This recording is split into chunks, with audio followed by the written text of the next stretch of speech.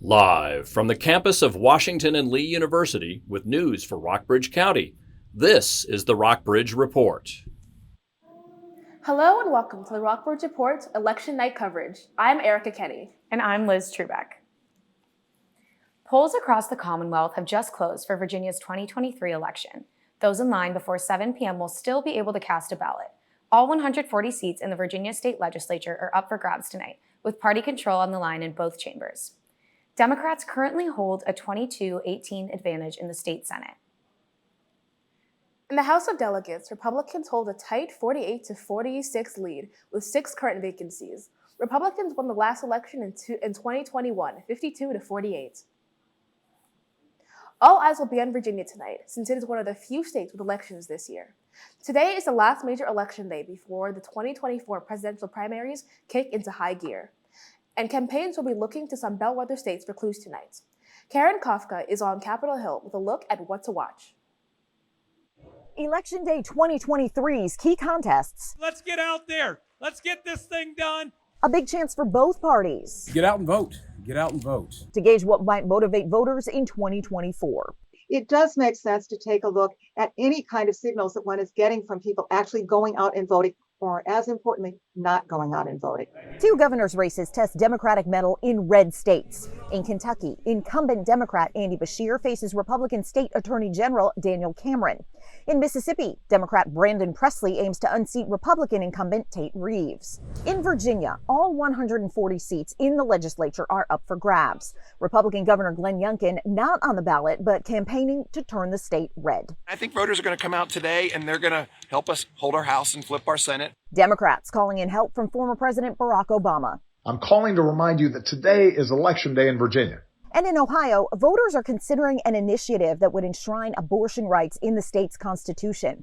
It will also offer a look at how reproductive rights are motivating the current electorate. If it turns out that Democrats don't show up for that one to the same degree that they did even a few months ago, then that would be a real worrying sign for Democrats. Also on the ballot, every seat in New Jersey's state legislature and in the New York City Council, where Republicans seek to narrow Democrats' typical Northeast strongholds.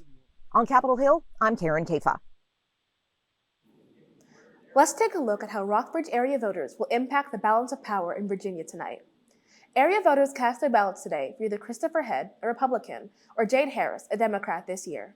Creed Deeds has been representing the area in the state Senate since 2001, but a redrawn legislative map means Deeds will run to represent another district. A redrawn map also changed who local voters cast their ballots for in the House of Delegates. Lexington, BV, and a majority of the county either voted for Terry Austin, a Republican, or Stephanie Clark, a Democrat. The northeast section of the county still saw Ellen Campbell on their ballots today. She is running to return to the House of Delegates in the new 36th district against Democrat Randall Wolf.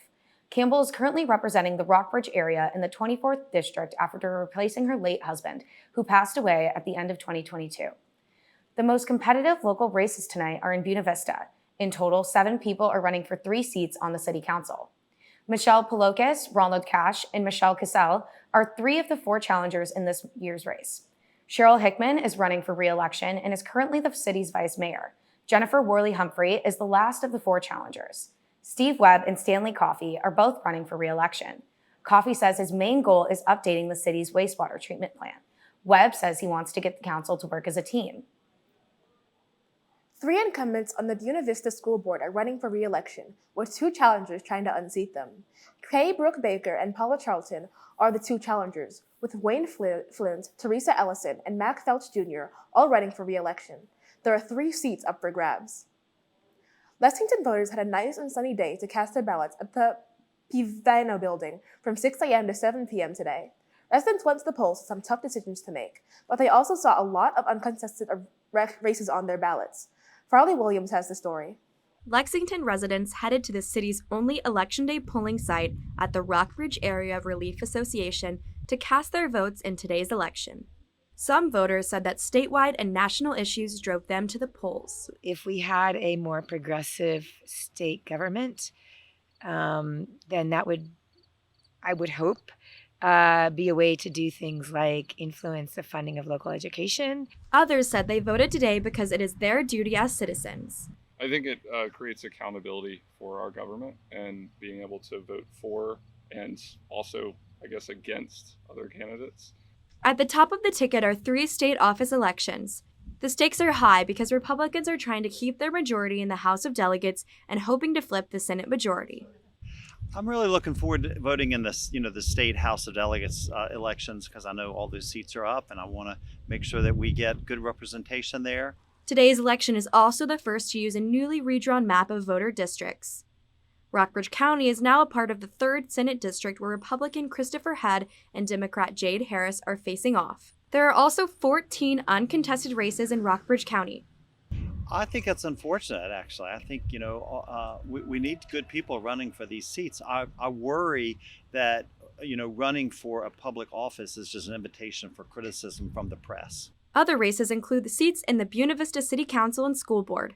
The Rockbridge County Treasurer, Board of Supervisors, and School Board, as well as the Glasgow Mayor, are also on today's ballot. Every vote, every race does impact us personally because it impacts our society and we're members of it. It's a beautiful day here at the Rockbridge Area Relief Association where voters seem excited to cast their votes. The elections officials did not want to speak on camera, but said that today has seen a steady flow of voters. They also said turnout is lower this year since it's an off year with no presidential or congressional election. Polls are open until 7 p.m. Reporting from Lexington, I'm Fraley Williams for the Rockbridge Report. It seems that voter turnout has a big impact in elections. Funny enough, weather actually has a pretty big impact on voter turnout. Really? I didn't know that. Caroline, can you tell us what it's like out there? You're right. The weather does have a significant impact on voter turnout, so let's take a look at the current conditions.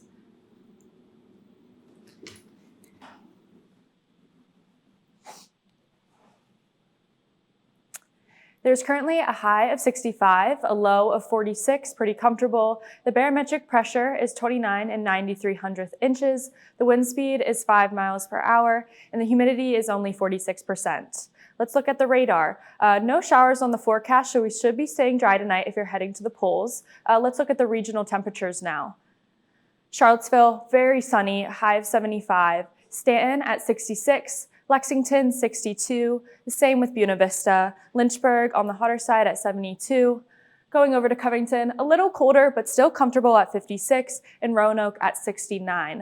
All right, let's look into our 5-day forecast. Friday, we do have some chances of rain, but it'll still be a high of 55 and a low of 36. Saturday will be sunny with a high of 58, low of 36. Sunday, also sunny, high of 56. Moving into the beginning of our week, on Monday, it'll be partly cloudy with a high of 57, low of 35. And then to Tuesday, sunny with a high of 58 and a low of 35. Back to you, Liz and Erica. Thanks, Caroline. When we come back on the Rockbridge Report, we'll be joined by 2 political analysts who will tell you the impact of tonight's state legislature elections. I'm Bella Timmerding, live inside a Democratic headquarters in Lexington on South Jefferson Street. When we come back, I'll tell you about how local Democrats are feeling about today's races. Welcome back to the Rockbridge Report. Local Democrats are watching tonight's results at their election headquarters in Lexington on South Jefferson Street with the hope of victory in local and state races. Our Bella Timmerding joins us now to discuss how the party is feeling heading into tonight's results. Bella? Hopefully winning tonight. Well, we're watching 2 House of Delegates races and a Senate race that are going to be very competitive. So we're not sure where that's going to end up. We've got a school board race, local school board, and board of supervisors that we are looking for a win there. Awesome, nice to hear. And then what role do you think abortion will play in Lexington election or statewide election? I think the abortion issue or the health care issue choice is huge. I think that it is really going to have a great impact on people's decisions. Governor Youngkin has said he will sign anything that's put in front of him, and that's pretty scary, especially for women. So I think that it's going to be large, and it's huge across the country. For sure. Well, thank you guys so much. And that's all at Democratic headquarters, so back to you all in the studio. Now we are joined by Republican analyst Henry Hayden and Democratic analyst Foster Harris, who are here with us to discuss tonight's statewide races. Henry, we'll start with you first. What do you think will be the keys to a Republican victory tonight? Yeah, so first, flipping those two really contested two Senate seats. A lot of openings in the House of Delegates with the redrawn districts. Obviously, strong Republican messaging on abortion, the economy, inflation are all important issues. If Republicans hope to see a victory in Virginia tonight. Foster, on the other side, what are the keys to a Democratic victory tonight? Thanks. So listen, a race like this is all about turnout, right? And Governor Glenn Youngkin and the Spirit of Virginia PAC have put a lot of resources into making early voting turnout a priority for Republicans. That's somewhere that Democrats have traditionally done really well, and we're going to need that again. At the same time, I think the Democrats are going to be really energized by the opportunity to go on the offensive. So the Senate seats that Henry just mentioned, specifically Districts 16 and 31, those are double-digit Biden seats in the 2020 election. So if those are the biggest pickup opportunities for a Republican flip of the Senate, then it's our chance to go on the offensive. And I think that, as Henry pointed out, the abortion issue is really going to turn out a lot of voters. Foster, we'll stay with you here. As the political chair for Washington and Lee's mock convention, you are keeping a close eye on the 2024 presidential election and the primary process as well. How do you think tonight's election results will influence the 2024 race? Yeah, I think it's going to have a lot to say about the general election. Of course, the mock con will focus on the primary. There are two things that I think really stand out, right? I think that the first thing is Governor Glenn Youngkin's focus on abortion in this race. What he has tried to do is kind of flip the script and point to the Democrats as being the more extreme party on abortion. He has tried to offer what he calls a compromise solution, which is a 15-week ban with some exceptions. Now, if that is successful, that could have an impact on this primary, right? That could help a candidate like Nikki Haley, who has been a little less hawkish on that issue. The other thing that I think impacts MockCon in this specific 2023 election cycle really is the other prediction that MockCon tends to make every few cycles. We have had a really good ability to kind of predict who the future of each party will be in our speaker lineup. We brought Clinton, we brought Carter when they were governors, the Senator Joe Biden, Barry Goldwater before his revolution. I think if you're looking at the Kentucky governor's race tonight, whoever wins that is going to enter that conversation for their party. Henry, you look a lot at the Republican Party in your role as analyst for mock convention. What do you think a strong showing for Republicans tonight can do for the party going forward at the state and national levels? Yeah, so I think as we kind of head into the Iowa caucuses up in the next couple months, I think a strong Republican victory in Virginia possibly tonight is a strong indicator of where the party could be going, with Youngkin being highly involved in races throughout the state.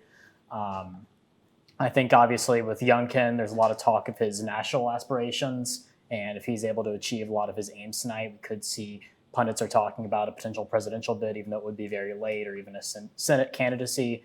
And yeah, I think just showing that Republicans have a winning message on key issues like I talked about earlier. Yeah. Foster, if the Democrats can win both chambers, or if they split, what would that do for Virginia Democrats with Glenn Youngkin going into the last half of his term?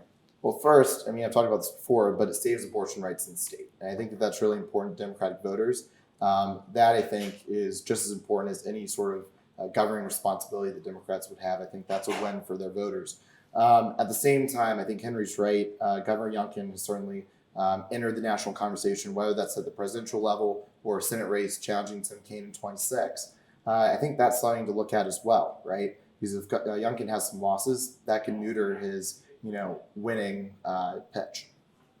And Henry, what could Governor Glenn Youngkin get done in his last 2 years if the Republicans can win both the Senate and the House of Delegates? Right. I think just progressing on the issue of abortion, enacting the 15-week abortion ban, which has been discussed. I think cutting environmental regulations that are burdensome,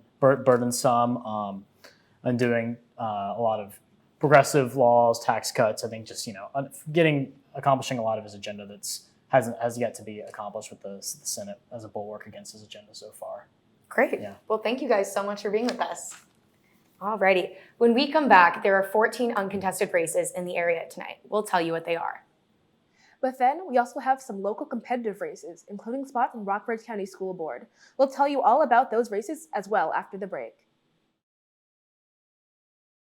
Welcome back to our live coverage of Election Night in Virginia. Rockbridge County voters will have some tough choices tonight. First, starting with the treasurer's race. There are lots of races in Virginia tonight, and a lot of contested ones in Rockbridge County. Specifically, the most contested issues are in Buena Vista, but there are lots of races in the city. The Rockbridge County Treasurer, there are 3 candidates for treasurer. Michelle Clark, Missy Whitesell, and Wendy Gilliam were on the ballot today. Gilliam dropped out of the race late due to family issues, but remained on the ballot. In the Buffalo District, current Board of Supervisors Vice Chair Leslie Ayers is running for re-election against Max Smith, who represented the district on the board from 2004 to 2012. Also in the Buffalo District, Lena Auger is running against Ann Russick for a spot on the county school board. Over in Glasgow, Paul Williams is running for re-election as mayor after winning by a write-in vote in 2021. He will be opposed by Joshua Fitz. There are 14 uncontested races tonight across all 3 jurisdictions. Let's take a look at those positions. There's no competition for Commonwealth's attorney, clerk of court, or sheriff for Lexington and Rockbridge County. Buena Vista has 1 candidate for both mayor and treasurer. In both VB and Lexington City, there are 2 candidates running for 2 spots as soil and water conservation district directors. Kind of an interesting job. In Glasgow, there are only 2 candidates for 3 open seats on the town council. Rockbridge County has 6 uncontested elections of its own tonight. Those races include a spot on the Board of Supervisors in both the South River and Natural Bridge District, a spot on the school board in both the Natural Bridge and Walters Creek District, and uncontested races for the Commissioner of Revenue and for the Soil and Water Conservation District Director. That will do it for our 7 p.m. live coverage of election night here in Virginia. Join us tonight here on Xfinity Channel 18 at 8:30 p.m. for another live broadcast where we will break down the results as they start to come in. And stay tuned to our website, rockbridgereport.wlu.edu, for updates throughout the whole night.